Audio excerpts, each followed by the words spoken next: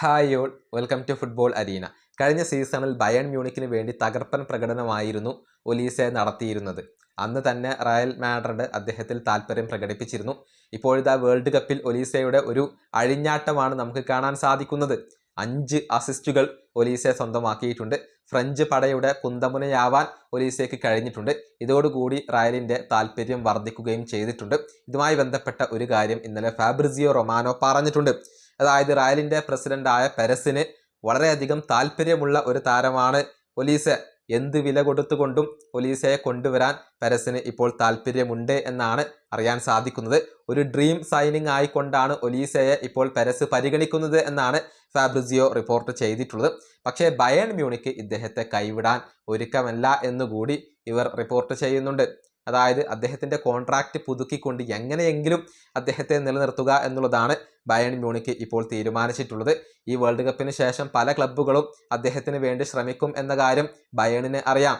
പ്രത്യേകിച്ച് പെരസ് ഇദ്ദേഹത്തിന് വേണ്ടി ശ്രമിക്കും എന്ന കാര്യം ബയണിന് അറിയാം. അതുകൊണ്ട് തന്നെ എത്രയും പെട്ടെന്ന് അദ്ദേഹത്തിൻ്റെ കോൺട്രാക്റ്റ് പുതുക്കിക്കൊണ്ട് അദ്ദേഹത്തെ നിലനിർത്താനാണ് ബയണിൻ്റെ തീരുമാനം. പക്ഷേ ഒലീസയ്ക്ക് ഇപ്പോൾ മറ്റു ചില ചിന്തകളൊക്കെ ഉണ്ട് എന്നാണ് ജർമ്മൻ മാധ്യമമായ ബിൽഡ് ഇപ്പോൾ റിപ്പോർട്ട് ചെയ്തിട്ടുള്ളത്. അതായത് ബയൺ മ്യൂണിക്കിൽ തുടരണോ അതല്ലെങ്കിൽ വേറെ ഏതെങ്കിലും ക്ലബിലേക്ക് പോകണോ എന്ന കാര്യത്തിൽ ഒലീസയ്ക്ക് ഇപ്പോൾ കൺഫ്യൂഷനുകൾ ഉണ്ട്.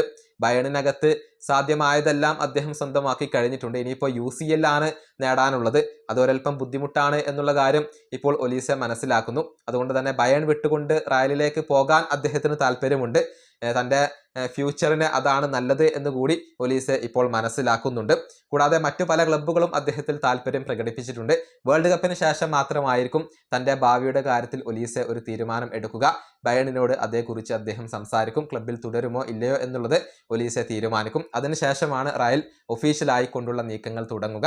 ഏതായാലും വേൾഡ് കപ്പ് കഴിഞ്ഞാൽ ഉടൻ തന്നെ ട്രാൻസ്ഫർ മാർക്കറ്റിൽ ഒലീസയുമായി ബന്ധപ്പെട്ട റൂമറുകളും റിപ്പോർട്ടുകളും കൂടുതൽ സജീവമാകും എന്ന കാര്യത്തിൽ സംശയങ്ങളൊന്നുമില്ല. ഈ വീഡിയോ അവസാനിപ്പിക്കുന്നു. അടുത്ത വീഡിയോയിൽ കാണാം.